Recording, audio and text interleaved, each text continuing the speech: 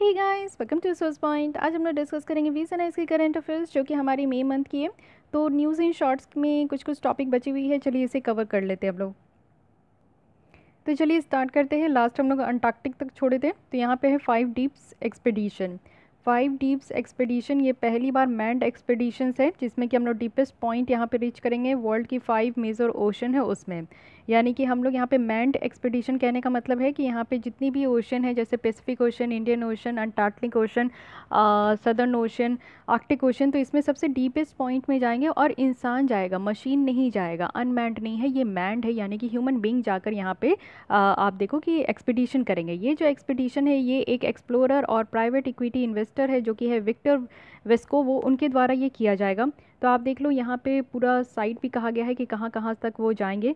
तो ये Atlantic ocean है। अटलांटिक ओशन में आप यहाँ पे देख सकते हो ये रेक ऑफ टाइटेनिक है, यहाँ पे प्लूटो रिको ट्रेंच है और मोलो डीप है, साथ ही मरियाना ट्रेंच है।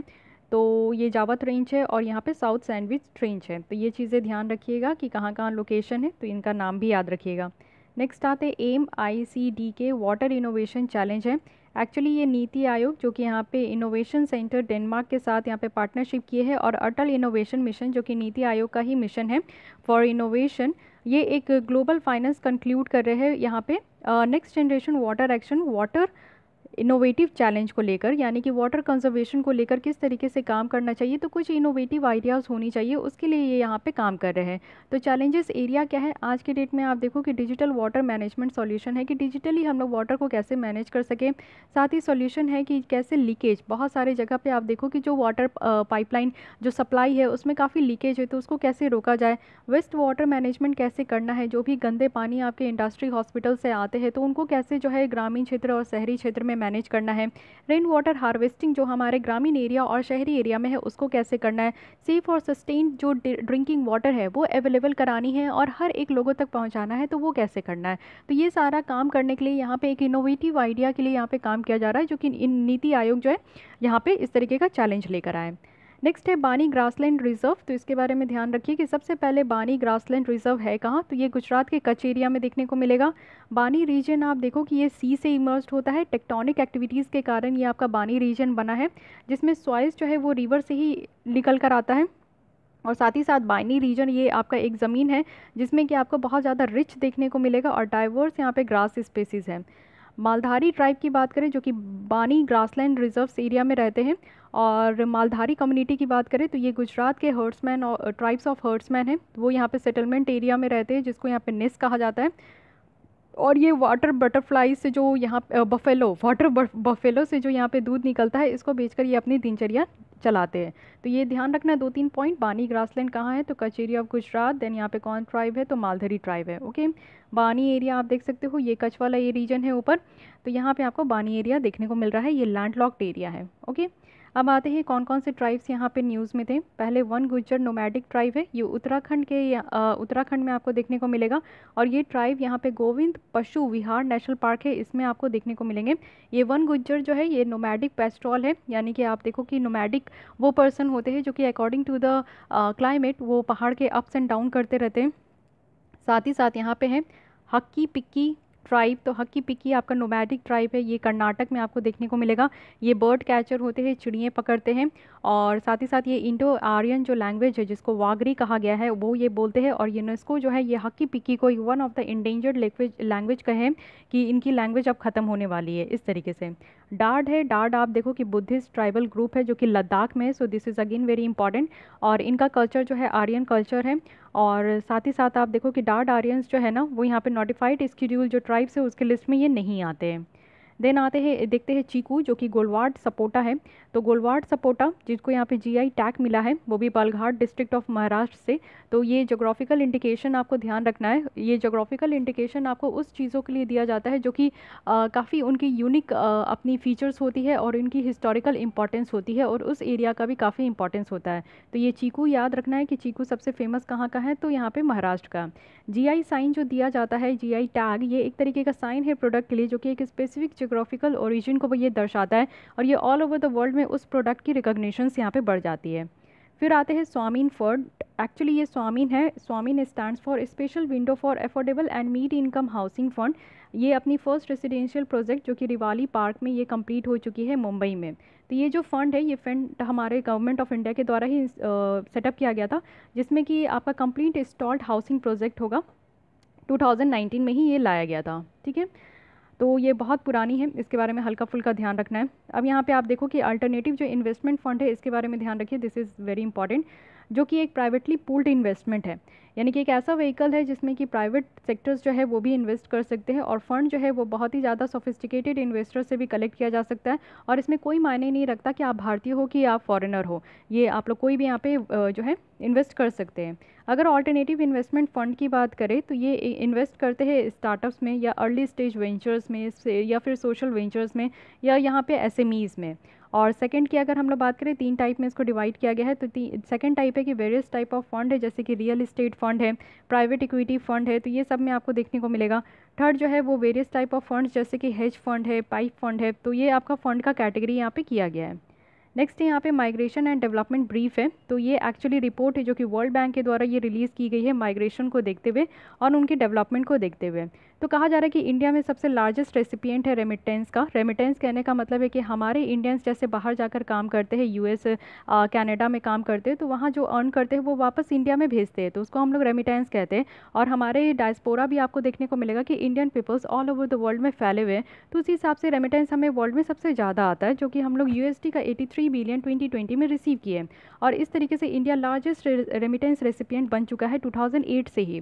इंडिया की जो रेमिटेंस है वो इस बार घटी है 0.2, क्योंकि बहुत सारे देशों में आप देखे हो कि इंडियंस को बाहर निकाल दिया गया। कोविड में सारी चीज़ें बंद थी, तो इंडिया में जो बाहर कंट्रीज़ है उसमें काम भी नहीं हो पा रहा था, तो इंडियंस जो है वहाँ कमा नहीं पा रहे थे, और काफ़ी इंडियंस जो है कोविड के कारण अपने देश लौट आए थे, तो इसलिए ये काम देखने को मिला। इंडिया में तो सबसे ज़्यादा रेमिटेंस आता है, उसके बाद चाइना, मैक्सिको, फिलीपींस, ये सारे कंट्रीज़ हैं, ठीक है। और सबसे ज़्यादा हमें रेमिटेंस जो आता है वो रेमिटेंस हमारा यूएस से आता है, फिर उसके बाद यूएई और सऊदी अरेबिया। तो ये 3 आपको कंट्री याद रखना है। E way bill integrated with FASTag और आरएफआईडी, ये आप लोग देखो कि रियल टाइम डेटा को यहाँ पे ट्रैक करने के लिए जितने भी हाईवेज़ में मूवमेंट हो रही है, या जीएसटी अथॉरिटीज़ जो है वो ई वे बिल को यहाँ पे इंटीग्रेट की है फास्टैग और आरएफआईडी के साथ। तो ई वे बिल है क्या, ये समझिए। जब जीएसटी आया था तो उसके साथ ई वे बिल आया था, यानी कि 50,000 से ज़्यादा अगर कोई गुड्स लेकर, अगर ट्रक वगैरह जितने भी कमर्शियल व्हीकल है अगर वो ट्रांसपोर्ट कर रहे हैं, तो उनको ट्रांसपोर्टेशन स्टार्ट करने से पहले ई वे बिल जनरेट करना होगा, जिसमें कि उनका जीएसटी यहाँ पे मैंडेट होगा।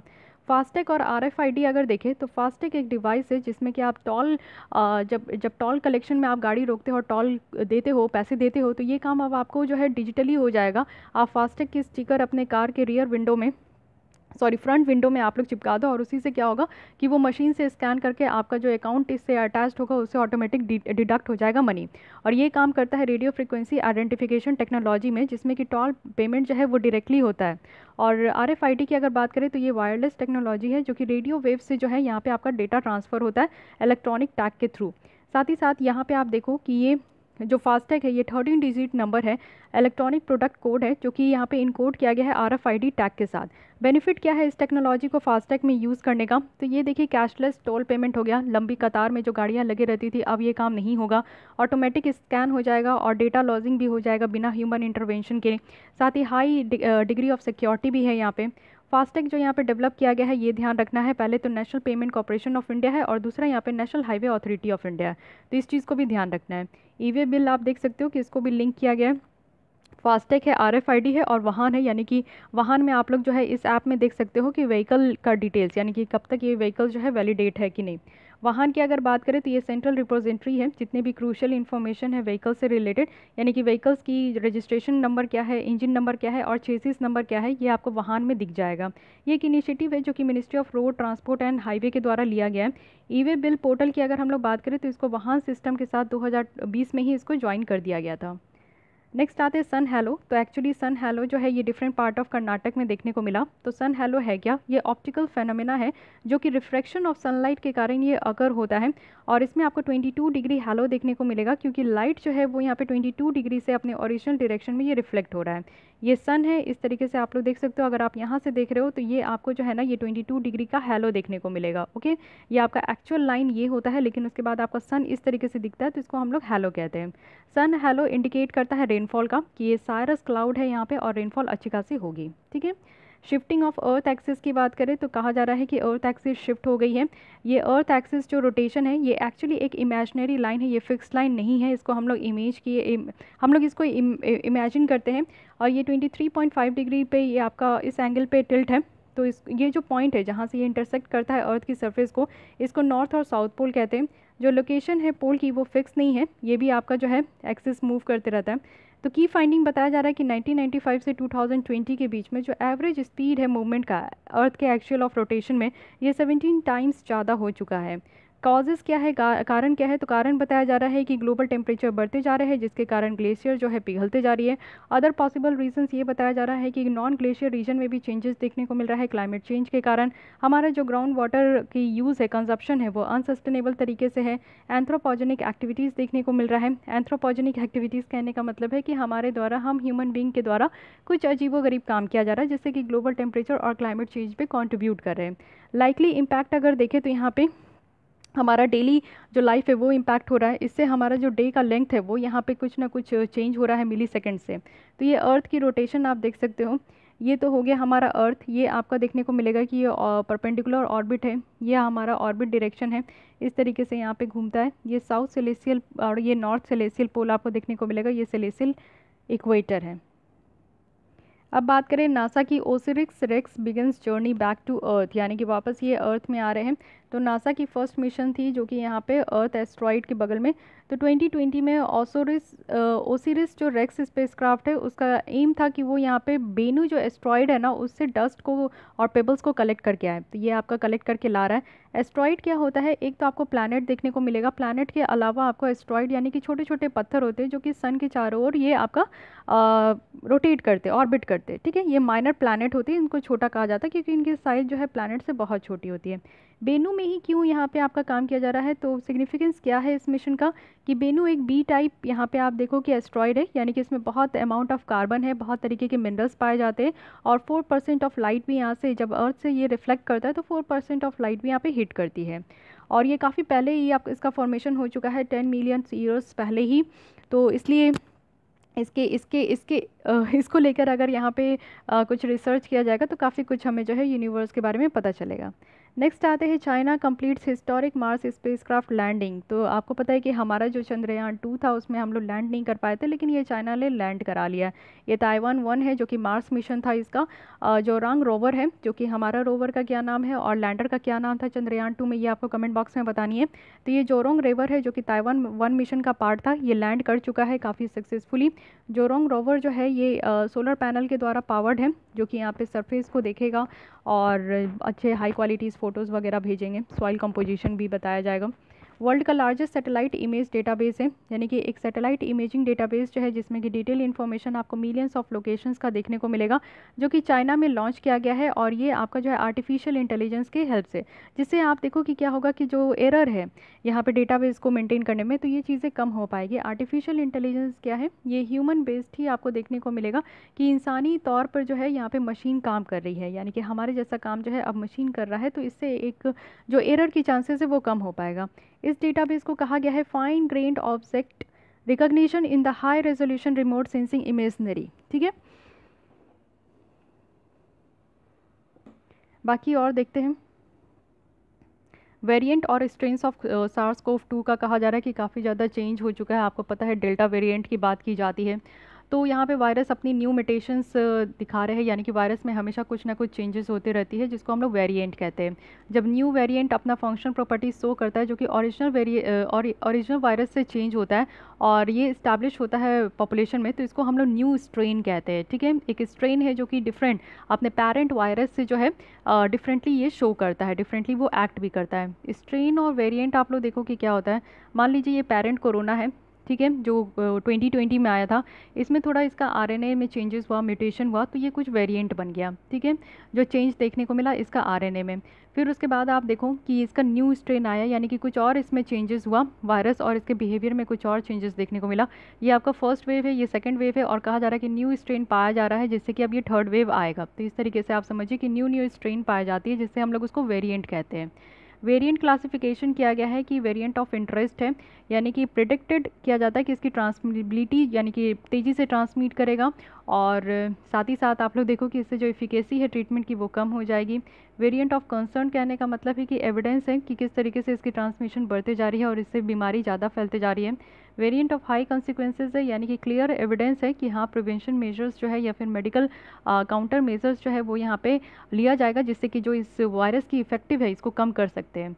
WHO के द्वारा देखिए डिफरेंट लॉन्च किया गया है वेरिएंट। तो B.1.7 है, ये अल्फ़ा कहा जा रहा है, यूके में पाया गया है। B.1.351 है, ये बीटा है जो कि साउथ अफ्रीका का है। P.1 है जो कि गामा है, ब्राज़ील का है, और हमारा डेल्टा है, या जिसको हम लोग B.1.617.2 कहते हैं, तो ये इंडिया का वेरिएंट है। ठीक है, तो थोड़ा बहुत ध्यान रखना है। राइबोन्यूक्लिक एसिड इंटरफ्रेंस की बात करें, जिसको कि RNAi टेक्नोलॉजी भी कहते हैं, इसके ऊपर यूपीएससी क्वेश्चन पूछ चुका है ऑलरेडी। तो प्रोसीजर क्या है RNAi को यूज़ करने का पेस्टिसाइड्स में? तो एक्चुअली साइंटिस्ट जो है पहली बार इसको इस तरीके के प्रोटीन को आइडेंटिफाई किए थे, जो कि काफ़ी ज़्यादा ज़रूरी है किसी पेस्ट के सर्वाइवल के लिए। अगर हम लोग RNAi टेक्नोलॉजी का यूज़ करते हैं तो इससे स्पेसिफिक RNA हम लोग क्रिएट कर सकते हैं, जिससे कि जो प्रोटीन है ना उसको हम लोग पेस्ट में फॉर्म होने से रोक सकते हैं। जो पेस्टिसाइड्स होते हैं, जो कीट होते हैं पेस्ट में, जो जिस तरीके से प्रोटीन आपका बनते जाता है, तो इस टेक्नोलॉजी को यूज़ करके हम लोग वो जो प्रोटीन है उसका बनने से रोक सकते हैं। उसके बनने से रुक जाएगा तो क्या होगा कि जो ये पेस्ट होंगे ये ज़्यादा खतरनाक नहीं होंगे, ये फसल वगैरह बहुत बर्बाद कर देते हैं, जिसके कारण पेस्टिसाइड्स का यूज़ करना पड़ता है। पेस्टिसाइड्स के यूज़ करने से बहुत सारे किसानों की जान चली जाती है, तो इसलिए इस तरीके से इसको रोकने का कोशिश किया जा रहा है, और ये टेक्नोलॉजी की हेल्प से हम लोग कर सकते हैं। ठीक है, साथ ही RNA अगर इंटरफ्रेंस की बात करें तो सेल प्रोड्यूस इस मॉलिक्यूल, जो कि यहाँ पे ज़रूरी होती है जेनेटिक कोड को यहाँ पे रीड करने के लिए, जो भी DNA में लिखा गया है, इसको हम लोग जीन एक्सप्रेशन कहते हैं। मैसेंजर RNA होता है, यानी कि ये आपको जो है ना RNA ये जो है ये सेंड, ये मैसेज ये आपका सेंड करता है। ठीक है, कि इस प्रोटीन को ब्लॉक करना है, ये प्रोटीन सही नहीं है, इस प्रोटीन को मैन्युफैक्चर नहीं करना है, तो ये मैसेज करके ये बताता है। साथ ही इतनी बातें याद रखना है। फिर आते हैं dried blood spotting testing for doping. जैसे आप देखते हो कि वर्ल्ड एंटी डोपिंग है, वाडा है, हमारे यहाँ नाडा है, जो कि ये लोग क्या करते हैं कि जितने भी स्पोर्ट्स पर्सन होते हैं वो ऐसी इंजेक्शन वगैरह ले लेते हैं जिनसे कि उनका इंस्टेंट एनर्जी बूस्ट हो जाता है और फिर वो अच्छा परफॉर्म करते हैं, तो इसको डोपिंग कहते हैं। तो इस चीज़ को रोकने के लिए यहाँ पे काम किया जाता है। डोपिंग क्या होता है कि ये आपका एक बैंड सब्सटेंस है या फिर ऐसा ड्रग्स है जिसको बैन किया गया है कॉम्पिटिटिव स्पोर्ट्स में। कई बार आप देखते हो कि बहुत सारे ऐसे स्पोर्ट्स पर्सन हैं जो कि डोपिंग करते हैं, जिससे कि उनकी एनर्जी बढ़ जाती है और उनकी परफॉर्मेंस अच्छा होता है, लेकिन लॉन्ग रन में आप देखोगे तो इसका जो साइड इफ़ेक्ट है वो बहुत ज़्यादा है, हार्मफुल साइड इफ़ेक्ट देखने को मिलता है। कार्डियोवैस्कुलर है, इट मीन्स कि हार्ट रिदम इरेगुलर हो जाती है, बीपी बढ़ सकता है, हार्ट अटैक आ सकता है, सडन डेथ हो सकता है। सेंट्रल नर्वस सिस्टम है, यानी कि नर्वस सिस्टम ब्रेकडाउन हो सकता है, नोज़ ब्लीडिंग हो सकती है, रिस्पिरेटरी प्रॉब्लम है, हार्मोनल इम्बैलेंस हो सकता है। वाडा की अगर बात करें, वर्ल्ड एंटी डोपिंग एजेंसी, तो एक्चुअली ये इंटरनेशनल इंडिपेंडेंट एजेंसी है जो कि इक्वली ये काम करते हैं, स्पोर्ट मूवमेंट को ये सपोर्ट करते हैं। इसमें क्या क्या एक्टिविटीज़ है कि साइंटिफिक रिसर्च किया जाता है, एजुकेशन के ऊपर काम करते हैं, साथ ही साथ जो एंटी डोपिंग कैपेसिटी है उसको डेवलप करते हैं। इसको 1999 में इस्टेब्लिश किया गया था, वो भी स्विट्ज़रलैंड में। फाइन, नेक्स्ट आते हैं World Health Organization WHO global sodium benchmark for different food categories. तो WHO के द्वारा एक यहाँ पे बेंचमार्क रखा गया है कि जो डेली इनटेक करते हैं सॉल्ट यानी कि सोडियम का, वो 5 ग्राम होना चाहिए, but most of the peoples जो है इसका डबल डोज भी कंज्यूम कर लेते हैं। सोडियम क्या है कि एक नेसेसरी है, यानी कि नॉर्मल सेल मेटाबॉलिज्म के लिए सोडियम ज़रूरी है, इसलिए हम लोग नमक खाते हैं हमारे हेल्दी प्लाज्मा के लिए, और हेल्थ यानी कि नर्वस सिस्टम की हेल्थ के लिए ये ज़्यादा इंप्रूव करता है। नेचुरली आप देखो बहुत सारे फूड में आपको देखने को मिलेंगे, अगर आप डेयरी प्रोडक्ट खाते हो, मीट वगैरह खाते हो, तो उसमें आपका सोडियम ज़्यादा होता है, तो एक्स्ट्रा नमक खाने की कोशिश ना करें, ये हमारे बीपी को बढ़ाता है। ठीक है, नमक खाइएगा तो बीपी बढ़ जाएगा। डाइटरी अप्रोच यहाँ पे लाया गया है कि हाइपरटेंशन को यहाँ पे रोकना है, जिसको डैश कहा गया है। ये एक ईटिंग प्लान है जिससे कि जो हाई ब्लड प्रेशर है उसको कम करना है, कंट्रोल करना है, और ये तभी कर सकते हैं जब सोडियम की इनटेक को कम करेंगे। WHO का बायो हब इनिशिएटिव है, यानी कि WHO और जो स्विट्ज़रलैंड है उनके द्वारा एक मेमोरेंडम ऑफ अंडरस्टैंडिंग साइन किया गया है, जिससे कि बायो हब फैसिलिटी लॉन्च किया गया है और रैपिड शेयरिंग देखने को मिलेगा पैथोजेंस का, जो कि लेबोरेटरी और पार्टनर्स के बीच में होता है। आज के डेट में जो पैथोजेंस है वो बायोलेटरल्स जो है वो शेयर करते हैं कंट्रीज़ के बीच में, और इस इनिशिएटिव से आपको देखने को मिलेगा कि जो मेंबर स्टेट है वो बायोलॉजिकल मटेरियल्स को भी शेयर करते हैं via bio hub. Global hub बना है पेंडेमिक और एपिडेमिक इंटेलिजेंस का। देखिए WHO और जर्मनी के द्वारा एक न्यू ग्लोबल हब बताया जा रहा है पेंडेमिक और एपिडेमिक का। पेंडेमिक कहने का मतलब है कि वैसी बीमारी जो कि कम समय में ज़्यादा एक से ज़्यादा कॉन्टिनेंट में फैल जाए और ज़्यादा लोगों को अफेक्ट करे, ज़्यादा लोगों की जान चले जाए। एपिडेमिक कहने का मतलब है कि एक ही कॉन्टिनेंट में रहे और कुछ ही एरिया में कम समय में ज़्यादा लोगों को यहाँ पे इफेक्ट करे। ये जो हब है ये क्रिएट किया गया एक सोशल यहाँ पे शेयर्ड नेटवर्क क्रिएट हुआ है, जिससे कि आप देखो कि इनोवेशंस लाया जा रहा है डेटा एनालिटिक में, कि पूरी वर्ल्ड थ्रेट जो वर्ल्ड वाइड हेल्थ थ्रेट है उसको प्रिडिक्ट किया जाएगा, प्रिवेंट किया जाएगा, डिटेक्ट किया जाएगा। WHO की जो ग्लोबल इमरजेंसी प्रोग्राम है, ये प्रोग्राम आपका 2016 में ही इसको इस्टेब्लिश किया गया था WHO के द्वारा, जो कि इमरजेंसी हेल्थ नीड जो ज़रूरत है, जैसे कि कोई डिजीज़ आउटब्रेक हो जाती है, कोई डिजास्टर आ जाता है, कोई कॉन्फ्लिक्ट है, जैसे कि वैक्सीन की सप्लाई नहीं हो पा रही है, मेडिसिन की सप्लाई नहीं हो रही है, तो वो सारी चीज़ें यहाँ पे WHO ग्लोबल इमरजेंसी प्रोग्राम के द्वारा देखा जाता है। फिर आते हैं मोनोक्लोनल एंटीबॉडी थेरेपी। तो ये मोनोक्लोनल एंटीबॉडी थेरेपी एक तरीके का मोनोक्लोनल एंटीबॉडीज़ है जिसका यूज़ किया जाता है किसी टारगेट सेल्स को लेकर, और यहाँ पे सजेस्ट किया जा रहा है कि कैसे कोविड-19 को ट्रीट करें, यानी कि हाई रिस्क पेशेंट में इसको ट्रीट किया जाए। मोनोक्लोनल जो एंटीबॉडीज़ है ये आर्टिफिशियली लैब में बनाया जाता है, और ये एंटीबॉडीज़ जो हमारे बॉडी में पाई जाती है जिससे कि हमारा ह्यूमन इम्यून सिस्टम बूस्ट होता है, उसी के जैसा आपको देखने को मिलेगा। इससे पहले क्लोनल जो एंटीबॉडीज़ है ये हमारा इबोला और HIV जैसे वायरल इन्फेक्शन को ट्रीट करने के लिए बनाया गया था। अभी ये हमारा जो SARS-CoV-2 है इसके लिए बनाया जा रहा है।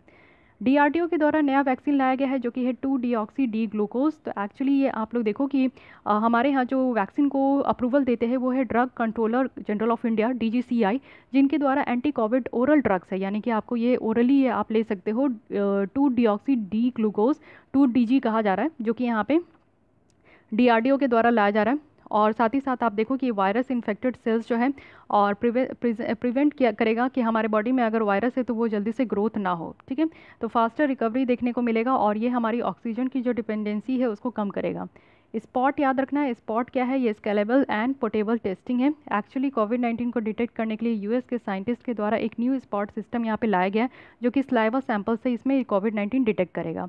इसमें क्या है कि रिवर्स ट्रांसक्रिप्शन है, लूप मेडिएटेड आइसोथर्मल एम्पलीफिकेशन है, यानी कि RT लैम्प है, एक 1 स्टेप न्यूक्लिक एसिड एम्पलीफिकेशन है। इससे क्या होगा कि कॉम्प्लेक्स मशीनरी की ज़रूरत नहीं है, और यहाँ पे आपको RT-PCR सिर्फ इन दोनों के बीच में डिफरेंस क्या है, ये US का है RT लैम्प और हमारा है RT-PCR। इसके बीच में डिफरेंस यही है कि यहाँ पे 4 लैम्प प्राइमर यूज़ होते हैं, प्राइमर जो 4 यहाँ पे short fragment of nucleic acid होता है। सिक बिल्डिंग सिंड्रोम है, ये है क्या, सिक बिल्डिंग सिंड्रोम एक सिचुएशन है जहाँ पे ऑक्यूपेंट एक्सपीरियंस करते हैं एक्यूट हेल्थ और कंफर्ट इफेक्ट्स, साथ ही साथ जो है उस बिल्डिंग में रहकर वो टाइम स्पेंड करते हैं जिनसे कि उनको जो बीमारी है वो यहाँ पे दूर भाग जाती है। तो अच्छी बात है कि नहीं। मे फ्लावर 400 है, तो मे फ्लावर देखिए आप वर्ल्ड की फर्स्ट ये आर्टिफिशियल इंटेलिजेंस मैनेज्ड वेजल्स बनाया गया है 2 सेल्स, जो कि यहाँ पे ट्रांसलेंटिक वेग से आपको वेग के ऊपर देखने को मिलेगा। एक्चुअली ये सोलर पावर्ड और ऑटोनोमस मैरिन रिसर्च वेजल्स है, जो कि कुछ रिसर्चर्स के द्वारा इसको बनाया गया है। तो मे फ्लावर 400 है क्या, तो याद रखना है कि पहला ये आर्टिफिशियल इंटेलिजेंस मैनेज्ड वेजल्स है, ठीक है। Climate change affecting world's oldest cave art, तो ऑब्वियस है कि रिसेंटली रिसर्चर्स के द्वारा ये बताया गया है कि काफ़ी साल पुराना जो यहाँ पे केव आर्ट है इंडोनेशिया आइलैंड में, यानी कि सुलवेसी में, ये काफ़ी ज़्यादा इसको इफ़ेक्ट कर रहा है। और यहाँ पे आप देखो कि केव आर्ट में यानी कि पत्थरों को काट के यहाँ पे आर्ट बनाया जाता था, तो इससे रॉक जो है ना वो डिटैच हो रहे हैं, यानी कि टूट टूट के गिर रहे हैं। तो ये चीज़ें ध्यान रखनी है, okay. Exam point of view से ये सारी चीज़ें उतनी इंपॉर्टेंट नहीं होती है, लेकिन हाँ अगर आप कल्चर में कभी कुछ लिख रहे हो GS1 पेपर में, तो वहाँ पर आप लोग इस तरीके के टॉपिक भी एक छोटा सा अगर कुछ कल्चर को लेकर आए तो इसको आप लोग ध्यान में रख कर लिख सकते हैं, ठीक है। यहाँ पे है डिड यू नो जो केव आर्ट ऑफ सुलवेसी है, ये बहुत पुराना, अगर हम लोग pre historic cave art of Europe की बात करें तो ये भी चीज़ बताया गया है। चलिए ठीक है, बहुत अच्छी बात है, यहाँ पे हमारी ये टॉपिक भी कंप्लीट होती है। तो आई होप कि आपको ये लेसन अच्छी लगी होगी। जून मंथ की जैसे ही आ जाएगी तो हम लोग उसको स्टार्ट करेंगे। तो आज के लिए बस इतना ही। अगर आपको ये लेसन अच्छी लगती है तो लाइक कीजिए, अपने दोस्तों के साथ भी शेयर कर सकते हैं। फिर भी कोई डाउट कोई सजेशन है तो don't forget to comment us. Thank you.